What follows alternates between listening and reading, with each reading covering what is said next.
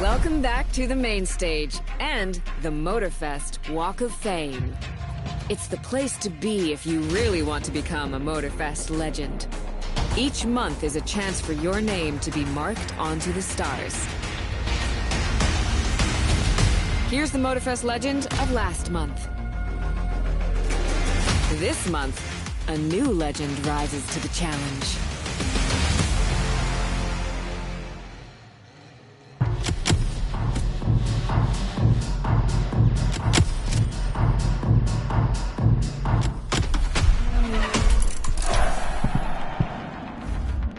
What's up, guys and girls? We're here at the Red Bull Playground of Maui, scene of the Red Bull Intense playlist. And if you've played it, you know what I mean.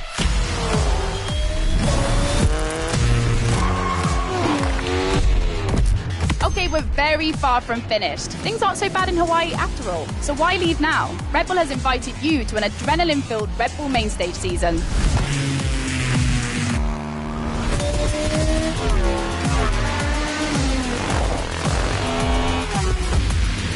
MOTORFEST promises 4 weeks of competitions and emotions, AGP, racing, rallycross and more. You're entering the crazy multidisciplinary world of Red Bull.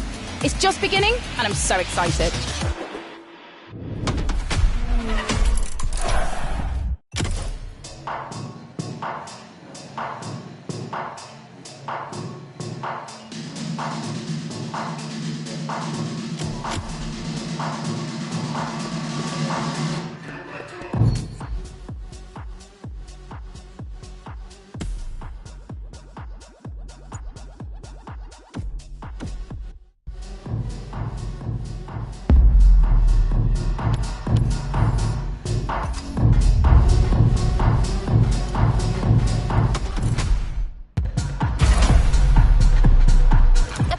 Is ready to try.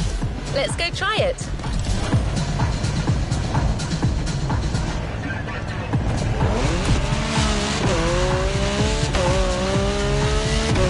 I'm sure you've missed the thrill of off-road racing.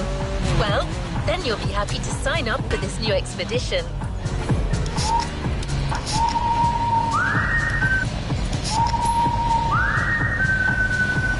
The last time you received a speeding ticket? 1 month ago. Oh, honest. Love that. That is a story too. That is a story I cannot tell. Maybe the next one. Welcome back to MOTORFEST the podcast. This is the show where I get to talk to some of the most daring motorsport athletes for their passion for all things speed, wings and wheels. And if you haven't already tried it, you can actually listen in whilst you're playing the game, the Crew MOTORFEST from Ubisoft.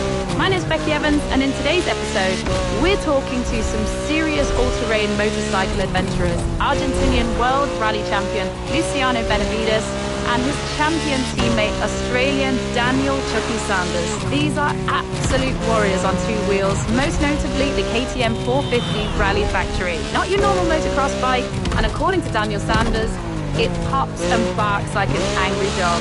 Guys, this machine is one to look out for and listen out for. It is totally kitted out with dunes, rocks, mud, and the brutal forces of rough weather and wilderness. That said, it's only as good as the person behind the wheel. And in this episode, Daniel and Luciano discuss everything from their first bike souvenirs, to crashes, to trophies, adrenaline, tips on how not to get lost in the desert, death-defying drops. There are plenty of off-road sights you get to discover. So get your backpack. We're going deeper into off-road addiction under the careful curation of our home specialist, Pierce, the off-roader himself. And what it means to really risk everything. Dirt biking, just like any motorsport discipline, is all about balance, control, speed, agility, and physical endurance. But it's one sport where you definitely need to be prepared to expose yourself to all elements. There's no cockpit, no power steering, just a whole lot of body positioning and great suspension. And of course, no fear. Okay, let's start the show. Right guys, I'm absolutely delighted to have you. Welcome to MOTORFEST the podcast. So we're going to be jumping into this podcast today and talking about your KTM 450s. I mean, I'm going to let you guys know now, my experience on enduro bikes is limited and has often ended in some painful moments. I actually broke my hand as I caught a tree as I was coming past it. So I have absolute respect for what you guys do here. You know, I'm just going to jump straight into it. with you guys. If you could be a car, a plane, a boat, or a motorbike, which one would you be and why? I feel like this is going to really tell me what kind of guys you are. And motorbike, 100%, because it's the best thing ever.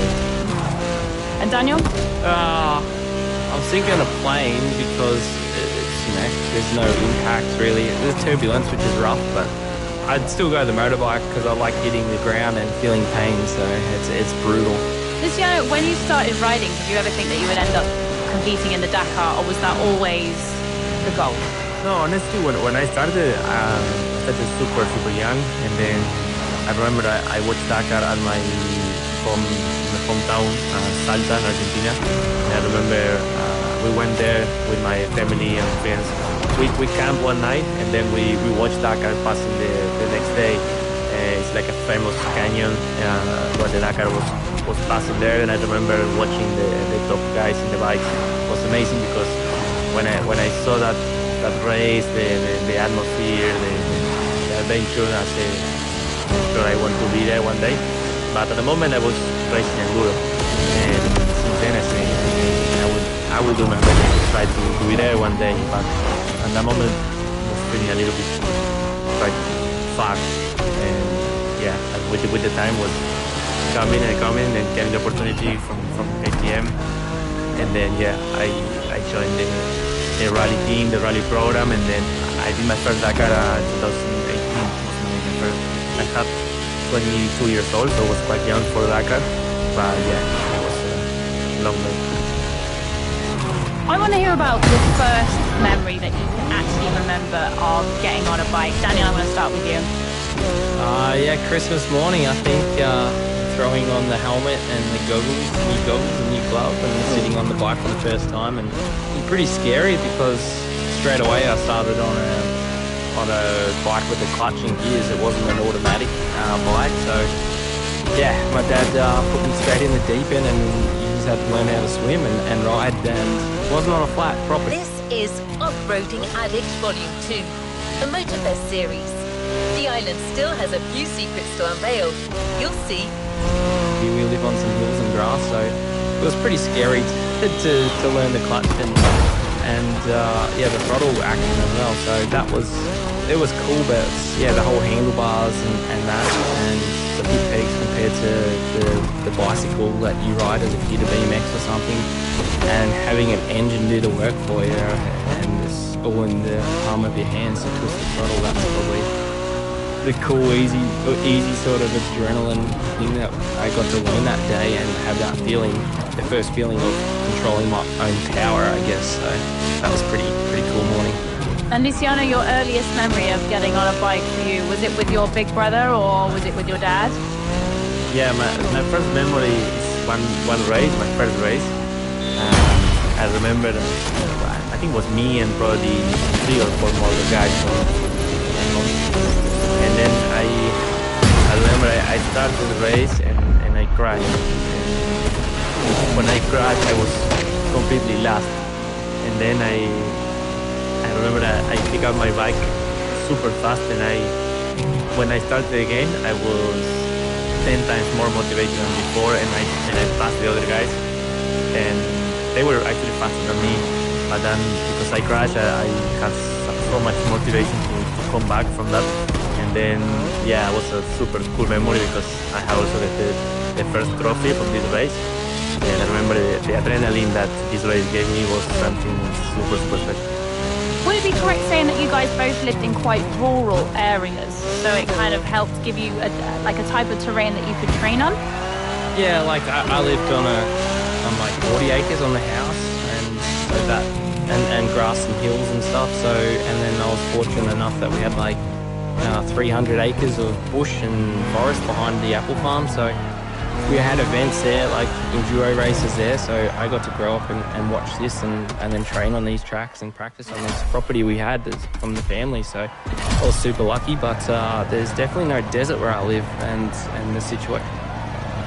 We had events there, like enduro races there, so I got to grow up. Next activity, set it and let's go. And watch this and then train on these tracks and practice on this property we had from the family. So I was super lucky, but there's definitely no desert where I live, and the situation I'm in now, I have to drive like 5-6 hours to find some desert in Australia is my closest. But you know, luckily in Australia there's a lot of sand and a lot of desert out there. So yeah, I'm lucky, and I still haven't even had time to venture out in the desert much in Australia because we're always traveling around doing other things. Can you describe to me your bike? I mean, what does it look like? What does it sound like? What's unique about it? The engine is super strong because we have to ride in Dakar. We ride 15 days with the same engine, so basically it's a super powerful engine, and you feel it super strong. Also, in the vibration and everything is a lot of power to go through the desert. And also as a design, is one for me is the best design we have it because it's super cool with all the colors and it fits super nice, and I think it matches the desk. And of course, one of the most important parts is also the suspension, because we have to set up the suspension for all kind of terrain. We are not motocross riders or enduro riders that you can put a setup for a specifically condition. We have to set up the bike for dunes, rocks, vegetation, mud, piste, fast, slow. So it's many different terrains. So you have to be super precise on the suspension. That is one of the most important parts of the bike. And Daniel, what if you were to describe your bike to somebody, what would you say? We'll start off at the exhaust pipe, because that's what's getting the most beaten up all day. Is the throttle's stuck on pretty much all day through the desert, and it's just popping through the dunes, barking through the dunes like an angry dog. So it's really cool. It's a straight through exhaust. It's not like your normal motocross bike where the exhaust comes sort of across the middle of the bike. This one goes under the frame and then down low and then comes up and hangs out the back right near the rear fuel tank. So it's straight through. There's no baffles in there, no filters. It's just straight loud noise. So that's really cool. But yeah, we have one other thing that's with our bike that's it is the perfect car. Like we've started it, people have started it. It's the perfect.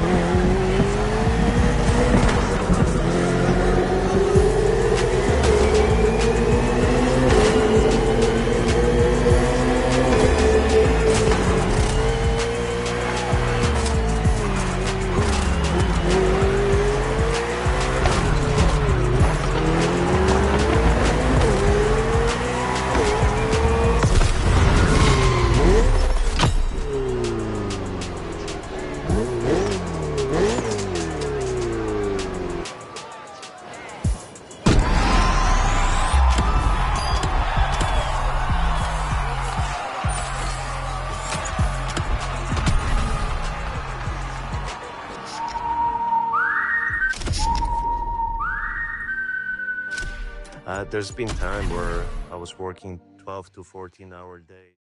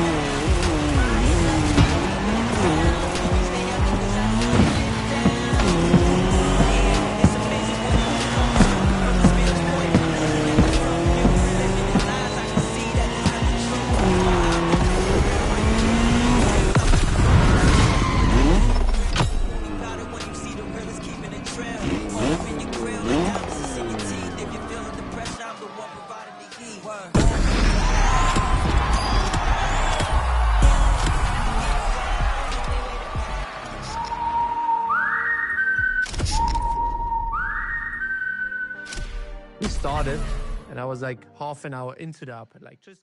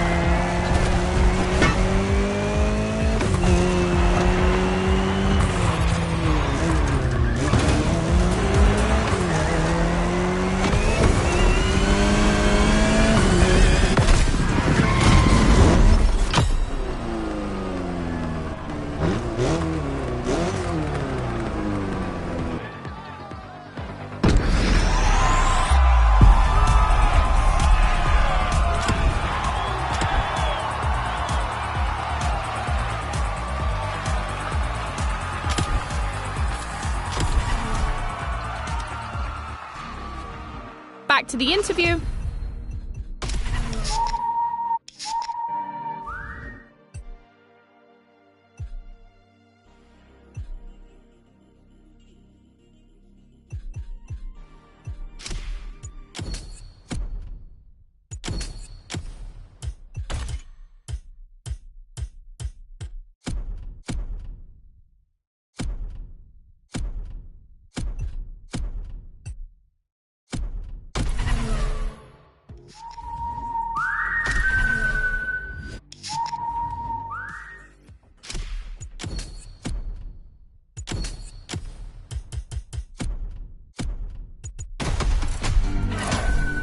I think if I was invincible and I could be young forever, I'd probably still be trying to jump further distance records with the bike the way it is. But for me,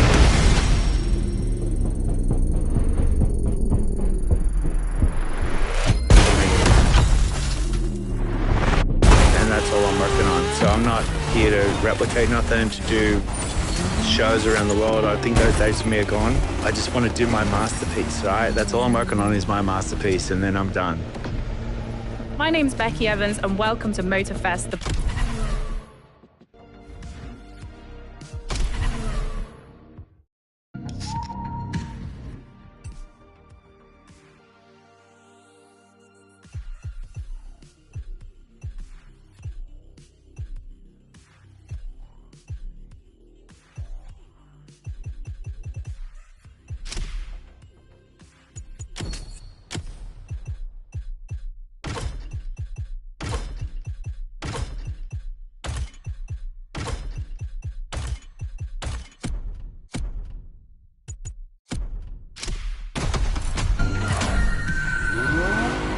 There's been times where I was working 12 to 14-hour days, 7 days a week, working 2 or 3 different job centers, just to play for another hour of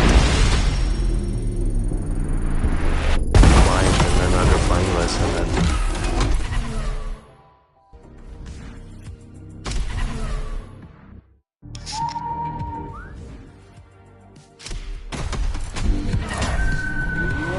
It's the perfect car. Like we've studied it, people have studied it. It's the perfect length, wheelbase, the width is great, and the height of it in general is quite low. I think it looks super sporty and cool. That's just for me is what I would love one day to like jump in, race, and experience what my dad experienced when I was watching him on the tracks around Europe. Dreaming to be like him one day, winning European championships. Welcome back to MOTORFEST, the podcast. This is the show where I get to talk to someone.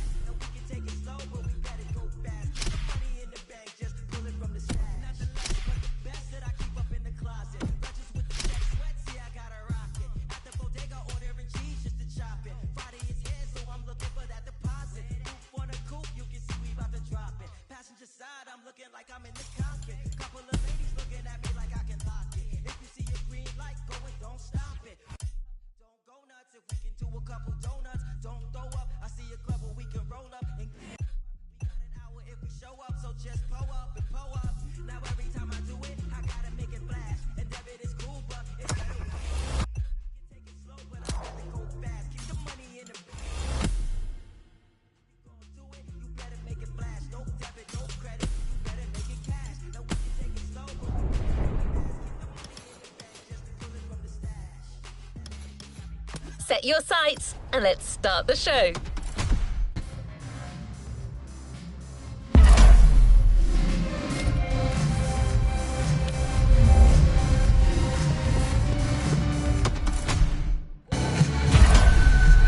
I've never owned a V12.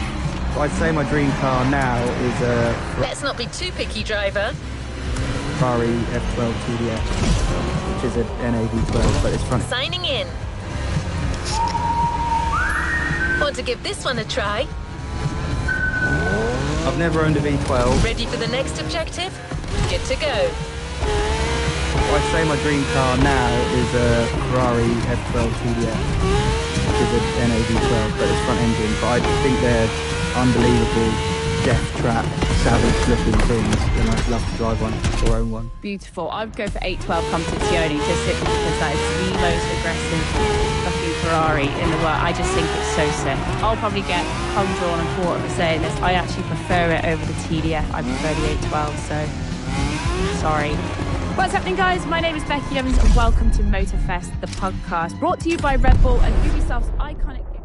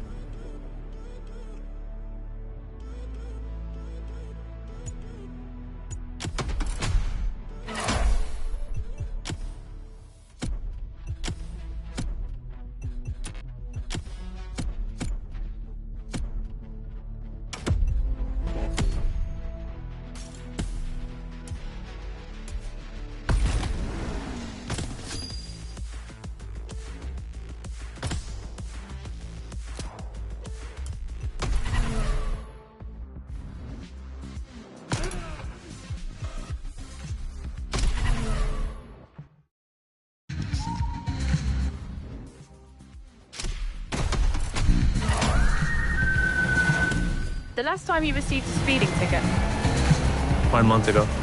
Oh, honest. Love that. That is a story too. That's a story I cannot tell. That's a good story. Maybe the next one. It is.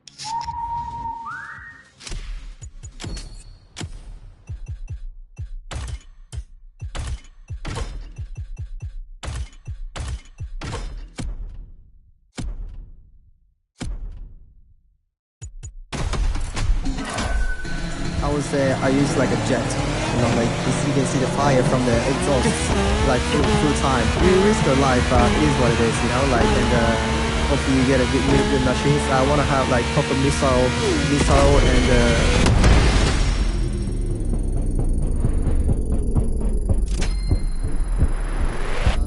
the one with the like Tommy gun with them. yeah, that one, yeah. And oil like a oil league weapon, Yeah, something like that. perfect. Different. Mad Max style. Love Yeah. it. What's happening, guys? My name is Becky Evans, and welcome to MotorFest, the podcast, brought to you by Red Bull and Ubisoft's iconic game, The Crew MotorFest. This is the podcast where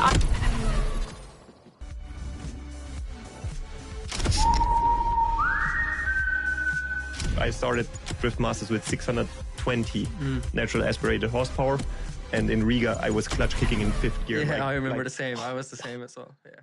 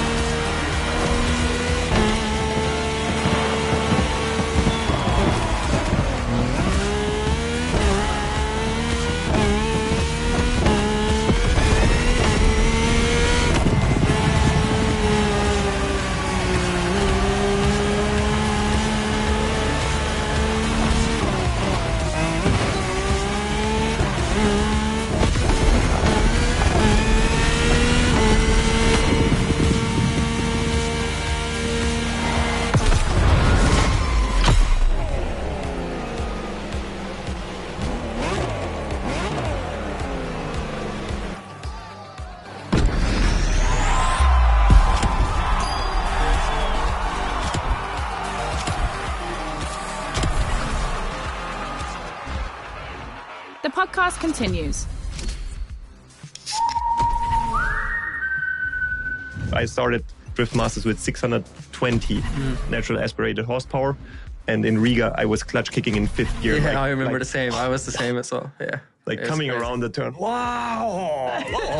Wow! What's happening, guys? I'm Becky Evans, and welcome to MOTORFEST, the podcast, brought to you by Red Bull and the iconic Ubisoft game, The Crew MOTORFEST. This is a podcast where I get to talk to the top motorsport athletes in the world about their passions of all things speed, wings, and wheels. And if you didn't already know, you can actually listen to this podcast whilst you're playing the game. So sit back, relax, and listen to the athletes that get to drive them in the real world. Let's go. Now that isn't the sound of my SR22 there, but it is the noise of the BMW M4 that you get to play in the game. And I've got with me today 2 guests on my podcast that have driven it in real life. So Elias Hutunji and Connor Shanahan, welcome to MOTORFEST, the podcast. Next activity, set it and let's go. Two bulls face each other proudly in the Maui sun, symbolizing the intense speed clash that awaits you. What do you think? This was generated by a cousin of mine. I'm not great with poetry, but talking to you about playlists, now that I can do. MOTORFEST takes on the colours of Red Bull, the most energetic brand in motorsport. They've been investing in iconic racing disciplines for decades, teaming up with the most successful manufacturers. But they also sponsor more than 500 extraordinary athletes who represent the brand in their respective sports. We can't introduce them all to you, but our playlist host, Becky Evans, went to meet some of them in her show, MOTORFEST, the podcast. They're all specialists in the various motorsports you're about to enjoy. Now this is a car that Meet us at our brand new playground at the summit of Maui, a world of molten lava and burning rubber. This one comes from my software. I couldn't help myself. Becky's on. BMW M4 that, Ellie, you know extremely well. You've been there since Time for some action. What is next in line? the beginning, development stage. Yes, like this is probably one of our biggest projects that we've done so far as a team. We teamed up with BMW M, and we actually got 2 pre-production cars before they were out on sale. And we transformed them to 1,000 horsepower drift machines. And this is, until this day, it's a dream come true for me.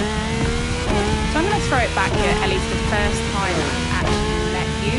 I had no idea about drifting. I'd just come off the back of making a TV show with Red Bull, and in 2018 I came to Mondello Park, which is the house of drift in Ireland, and you were the first person to actually put me in a competition car, allowed me to start it, and then actually pull the sequential lever, which, you know, moving forward today, I have one of those in my car because that feels absolutely sick doing that.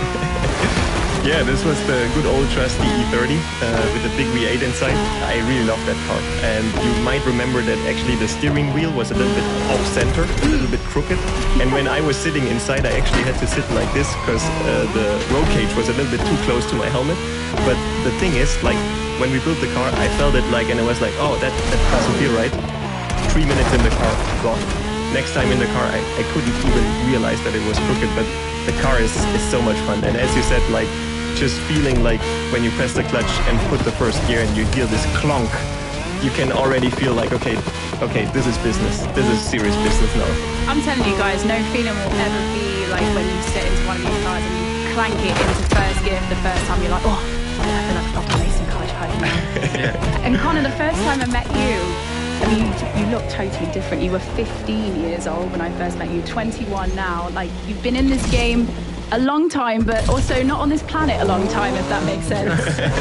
Yeah, for sure. I joined the journey at quite a young age, but it's been you know, an incredible journey. I've enjoyed every single moment of it. You know, meeting guys like you know, during the career is probably the most important part of drifting. Is Visualize your next objective and let's go. You know, creating memories, doing cool things with everybody, and I think, you know, you can agree you came in 2018 for your first drift event, but now, you know, the presenter of Drift Masters, it's quite, you know, crazy how fast stuff can change in this sport, but I think the connection of what you build with everybody is quite insane, and same with Ellie.